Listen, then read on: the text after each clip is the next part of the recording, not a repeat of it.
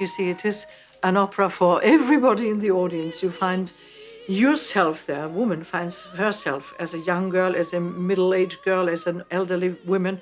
Man finds himself as a young boy, as a middle-aged one, as an old one. They find themselves all there on stage, in their past, in their future, It's a fantastic piece of writing on Hofmannsthal's part to start with. And then the music is so fitting and so revealing to the characters and to all what's happening there, that I don't think there comes a more human and revealing opera anywhere along. And the Marschallin, what's the attraction of that to you as a role to sing? Well, in my case, you see, I was so lucky that my first Rosenkavaliers were conducted by Karajan. And Karajan is able, when he wants to take the orchestra away, so even you can then sing on a whisper, if you have to. And you have to go down to a whisper sometimes in this role.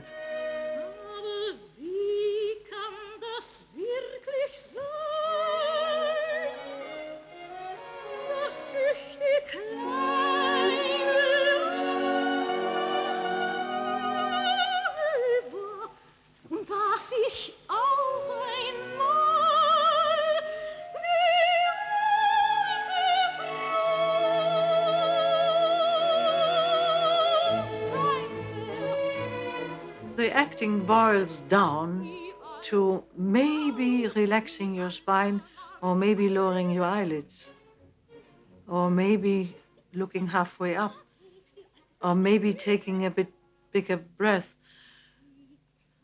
It really boils down to next to nothing.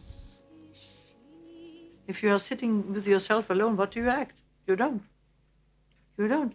You may be playing unconsciously with your fingers, or you don't. You think. You show me the great actor who does body work when he thinks only. That's not necessary. In fact, it's wrong.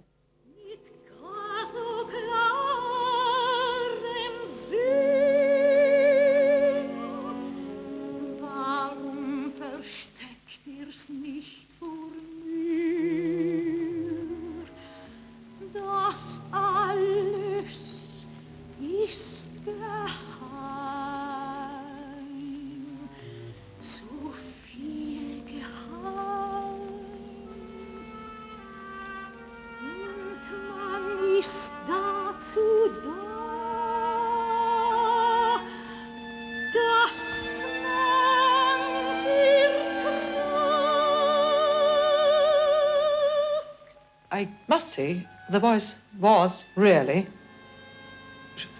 something quite unique, and it was very, very good singing.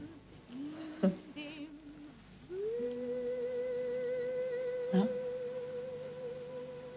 Freudensonderzahl blüht im Himmelsraum, Engel unverklärten, wie die Väter lehrten.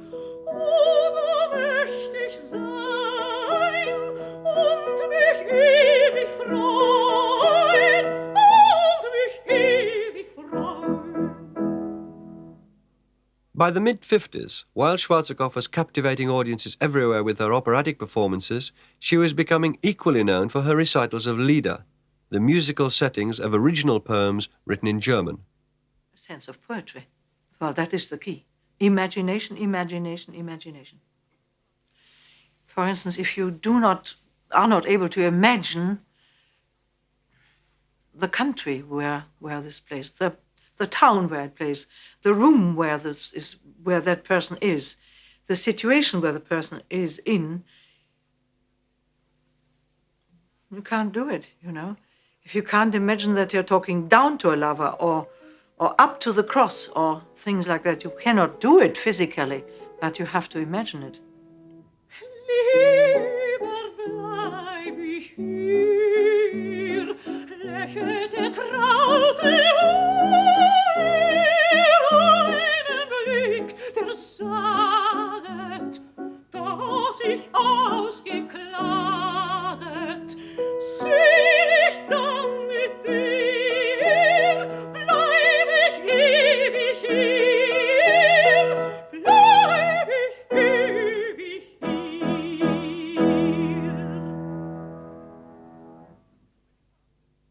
You see, when you have been doing an operatic part, it will take you let's say 1 day, 2 days, sometimes 3 days, regarding what the operatic part was, to get the voice to this fine painting, detail painting instrument again. It is also a mental outlook which you have to then alter the voice from the opera to the lead, almost certainly. For instance, if you sing yourself in on a day, you have to sing Rosenkavalier. It is a certain way of sound you have to have for that role. You have to have a certain sound for the role of the Fiordiligi, a certain sound for the Countess, another sound, a totally other sound for the Elvira. But for a Lieder recital, you have to have about 200 sounds in one evening. You cannot rely on one way of singing that role, give and take piano and forte and all this, okay. But in a Lieder recital, you have to be able to change colors all the time. Also, you have to be aware very much when you speak a poem, which, when we speak a poem, if I would speak a poem, I would not speak it up there, certainly not. But we sing up there, you see.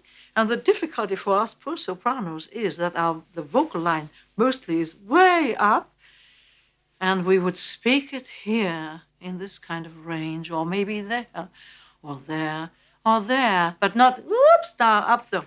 Now, to match the two things, the high-lying sound plus the way you would want to express it, there comes the difficulty for the female Lieder singers.